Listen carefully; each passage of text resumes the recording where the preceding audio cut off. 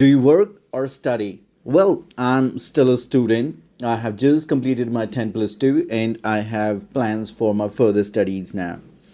What is your major? Well, I'm a student of science and I have studied physics and chemistry in 10 plus 2 and I'm planning to continue my further study in the same stream.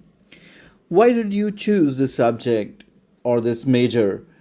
To be very honest, I am interested in science right from childhood and I find it quite fascinating.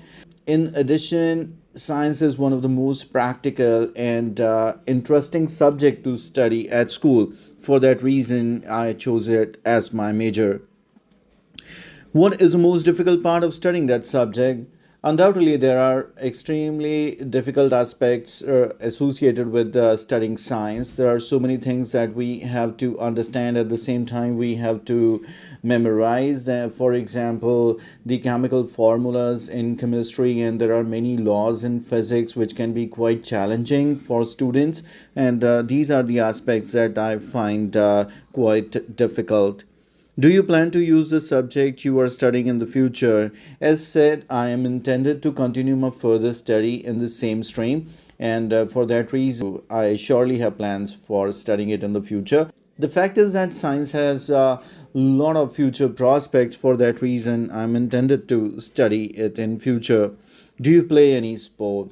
Yes, indeed, I am quite sportive, though I do not get too much time to play sport these days, but still, at least for 30 minutes in the evening, I play badminton.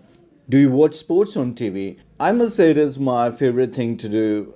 It is the best thing that entertains me. For that reason, whenever there is any live match going on, especially of cricket, football, I never miss it.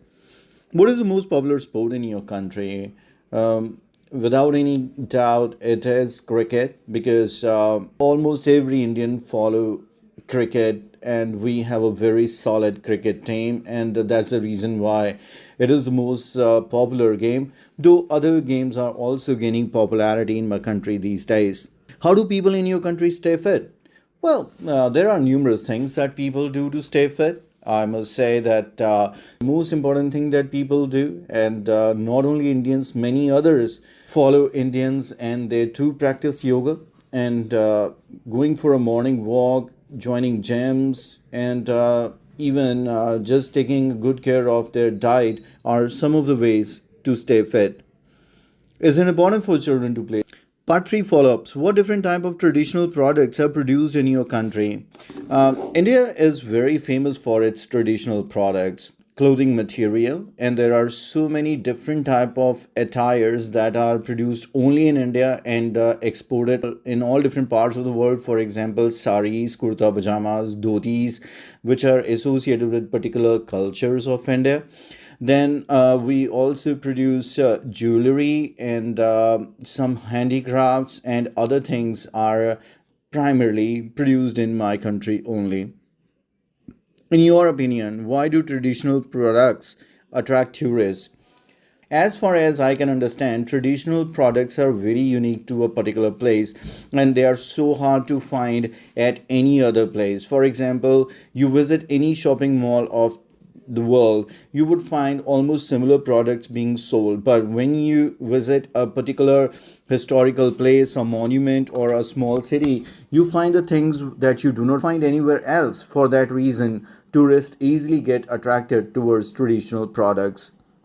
Do you think there are benefits of traditional products to locals?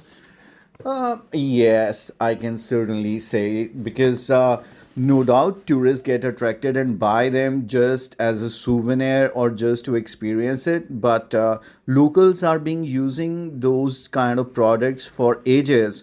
At the same time, it has flourished as a industry today because many locals who are engaged in this business of producing such local goods and selling it, and it is helping in improving their economy.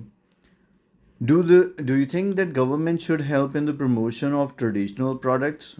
Why not? It is the responsibility of the government because it is directly associated with promoting the tourism industry as well as the economy of the nation. So more these products are promoted, more these industries flourish. For example, when India promote India as a tourist destination in the form of Incredible India, lots of traditional products of India are also displayed during the advertisement.